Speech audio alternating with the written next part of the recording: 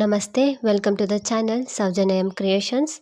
ಯಾರೆಲ್ಲ ನನ್ನ ಚಾನಲ್ ಇನ್ನೂ ಸಬ್ಸ್ಕ್ರೈಬ್ ಮಾಡಿಲ್ಲ, ಪ್ಲೀಸ್ ಸಬ್ಸ್ಕ್ರೈಬ್ ಮಾಡ್ಕೊಳ್ಳಿ.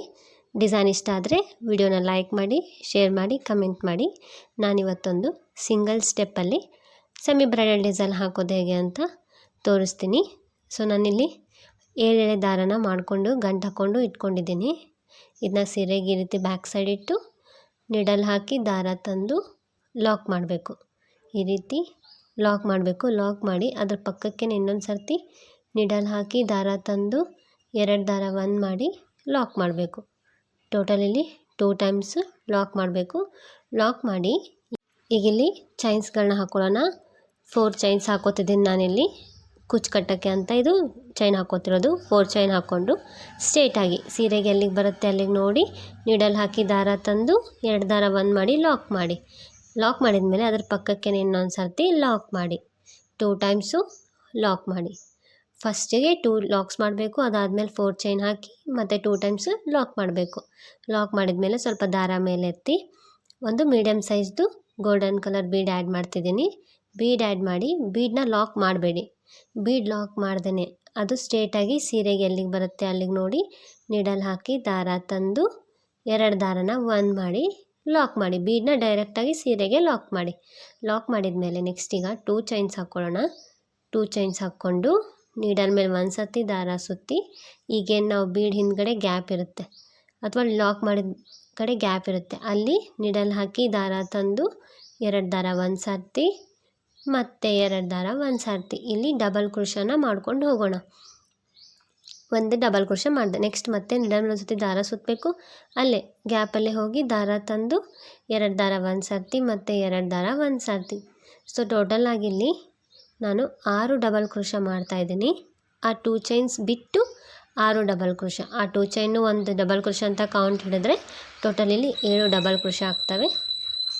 2 ಚೈನ್ ಬಿಟ್ಟು 6 ಡಬಲ್ ಕ್ರೋಶ ಆಗುತ್ತೆ. ಇಲ್ಲಿ 6 ಡಬಲ್ ಕ್ರೋಶ ಮಾಡ್ಕೊಳ್ಳೋಣ. ಮಾಡಿಕೊಂಡು ನೆಕ್ಸ್ಟ್ ಅದು ಡಿಸೈನ್ ಸ್ಟ್ರೇಟಾಗಿ ಎಲ್ಲಿಗೆ ಬರುತ್ತೆ ಸೀರೆಗೆ ಅಲ್ಲಿ ಕರೆಕ್ಟಾಗಿ ನೋಡಿ ನೀಡಲ್ ಹಾಕಿ ದಾರ ತಂದು ಲಾಕ್ ಮಾಡಬೇಕು ಸೀರೆಗೆ ಸ್ಟ್ರೇಟಾಗಿ ನೋಡಿಕೊಂಡು.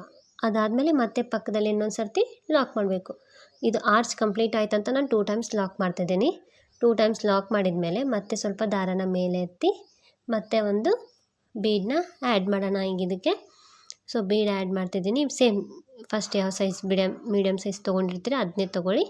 ಬೀಡ್ ತೊಗೊಂಡು ಬೀಡನ್ನ ಲಾಕ್ ಮಾಡೋದು ಬೇಡ. ಡೈರೆಕ್ಟಾಗಿ ಸೀರೆಗೆ ಎಲ್ಲಿಗೆ ಬರುತ್ತೆ ಅಲ್ಲಿಗೆ ನೋಡಿ ನೀಡಲ್ ಹಾಕಿ ದಾರ ತಂದು 2 ದಾರ 1 ಮಾಡಿ ಡೈರೆಕ್ಟ್ ಸೀರೆಗೆ ಬೀಡನ್ನ ಲಾಕ್ ಮಾಡೋಣ. ಲಾಕ್ ಮಾಡಿದ ಮೇಲೆ ಮತ್ತೆ ಸೇಮ್ ಇದು ಪುಟ್ಟದ ಆರ್ಚ್ ಚೈನ್ ಹಾಕ್ಕೊಂಡಿದ್ದೀವಲ್ಲ ಅದೇ ರೀತಿ ಇಲ್ಲೂ ಕೂಡ ಮತ್ತೊಂದು ಆರ್ಚ್ ಹಾಕ್ಕೋಬೇಕು. 2 ಚೈನ್ ಹಾಕ್ಕೊಂಡು ನೀಡಲ್ ಮೇಲೆ 1 ಸರ್ತಿ ದಾರ ಸುತ್ತಿ ಮತ್ತೆ ಬೀಡ್ ಹಿಂದ್ಗಡೆ ಗ್ಯಾಪ್ ಇರುತ್ತಲ್ಲ ಅಲ್ಲಿ ಹೋಗಿ ದಾರ ತಂದು 2 ದಾರ 1 ಸರ್ತಿ ಮತ್ತು 2 ದಾರ 1 ಸರ್ತಿ. ಸೊ ಇಲ್ಲೂ ಕೂಡ ಫಸ್ಟ್ ಏನು ಪುಟ್ಟದೊಂದು ಆರ್ಚ್ ಮಾಡಿದ್ದೀವಲ್ಲ ಸ್ಲ್ಯಾಂಟಿಂಗ್ ಆರ್ಚು ಅದೇ ರೀತಿ ಇಲ್ಲಿ ಕೂಡ ಒಂದು ಸ್ಲ್ಯಾಂಟಿಂಗ್ ಆರ್ಚ್ ಮಾಡೋಣ ಫಸ್ಟು.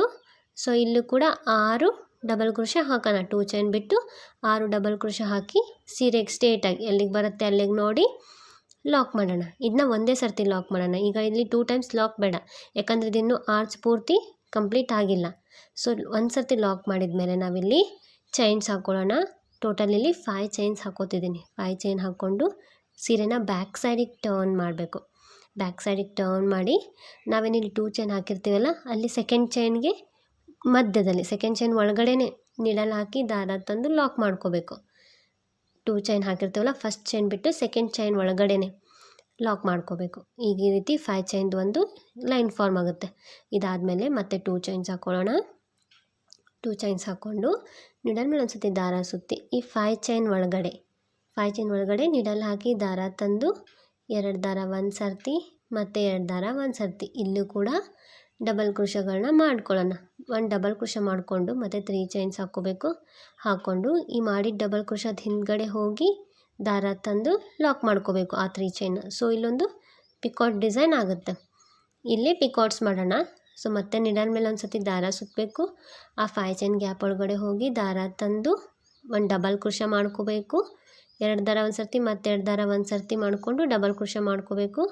ಮಾಡ್ಕೊಂಡ್ಮೇಲೆ ಮತ್ತೆ 3 ಚೈನ್ಸ್ ಹಾಕೋಣ.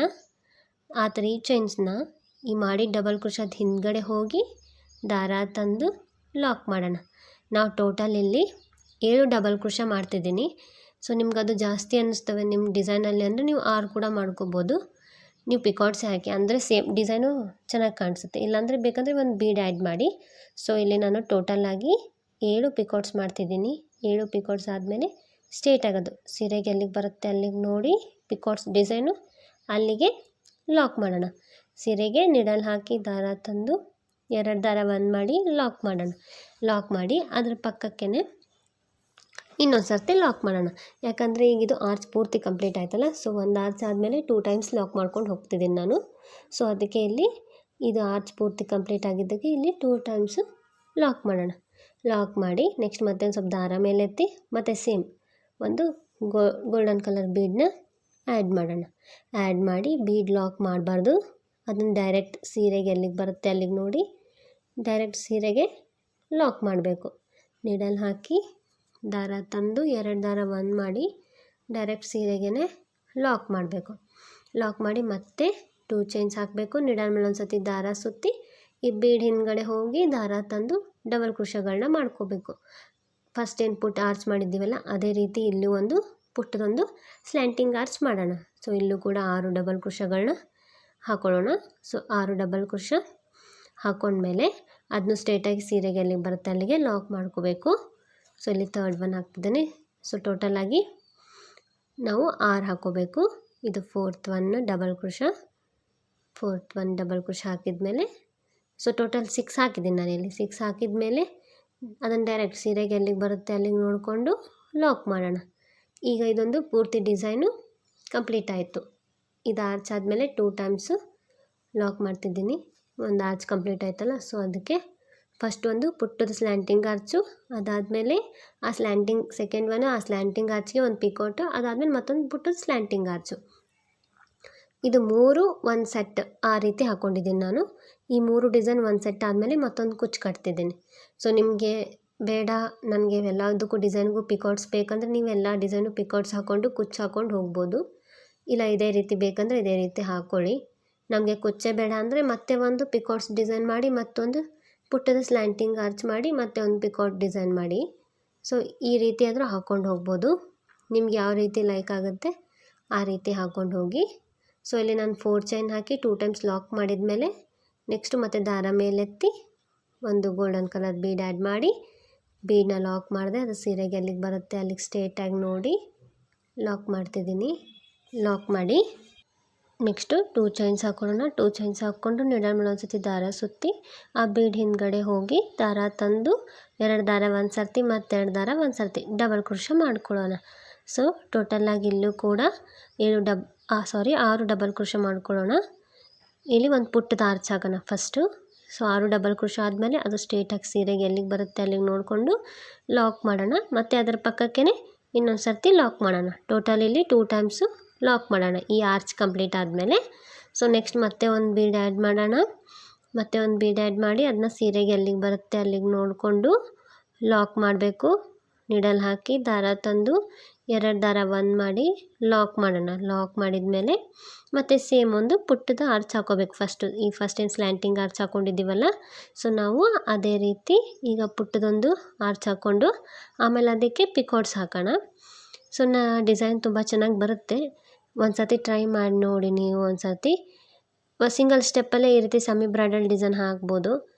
ಡಬಲ್ ಸ್ಟೆಪ್ ಅಂತ ಕೂಡ ಅವಶ್ಯಕತೆ ಇಲ್ಲ. ಸೊ ತುಂಬ ನೀಟಾಗಿ ಕಾಣಿಸುತ್ತೆ ವರ್ಕು.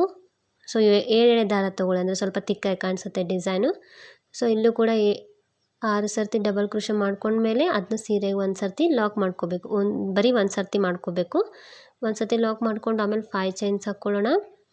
5 ಚೈನ್ಸ್ ಹಾಕ್ಕೊಂಡು ಅದನ್ನ ಬ್ಯಾಕ್ ಸೈಡಿಂದ ಲಾಕ್ ಮಾಡಬೇಕು. ಸೊ ಸಿಂಗಲ್ ಸ್ಟೆಪ್ ಡಿಸೈನ್ ಅಂದರೆ ಬ್ಯಾಕ್ ಸೈಡಿಂದ ಒಂದು ಸ್ವಲ್ಪ ವರ್ಕ್ ಮಾಡೋದಿರುತ್ತೆ. ಸೊ ಬ್ಯಾಕ್ ಸೈಡ್ ಟರ್ನ್ ಮಾಡಿ ಫಸ್ಟ್ ಏನು 2 ಚೈನ್ ಹಾಕಿರ್ತೀವಲ್ಲ ಅಲ್ಲಿ ಸೆಕೆಂಡ್ ಚೈನ್ ಒಳಗಡೆ ನೀಡಲ್ ಹಾಕಿ ದಾರ ತಂದು ಲಾಕ್ ಮಾಡ್ಕೋಬೇಕು. ಲಾಕ್ ಮಾಡಿಕೊಂಡು ಆಮೇಲೆ ಮತ್ತೆ 2 ಚೈನ್ಸ್ ಹಾಕಬೇಕು. 2 ಚೈನ್ಸ್ ಹಾಕಿ ಆಮೇಲೆ ಒಂದು ಸರ್ತಿ ದಾರ ಸುತ್ತಬೇಕು.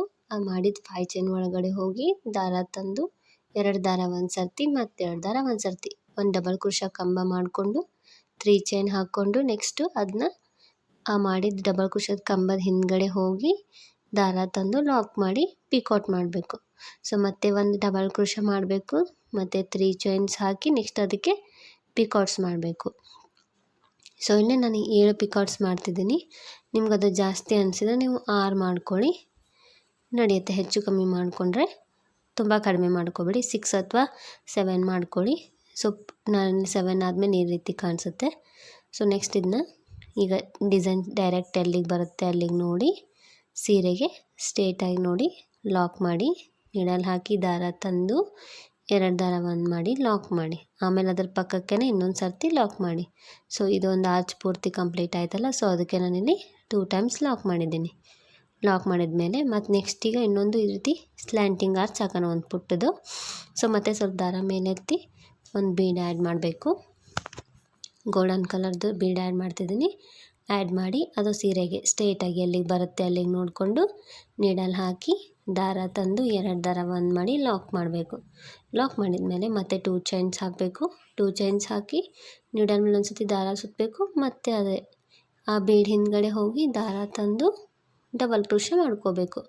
ಇಲ್ಲೂ ಕೂಡ 6 ಡಬಲ್ ಕ್ರೋಶ ಮಾಡ್ಕೋಬೇಕು.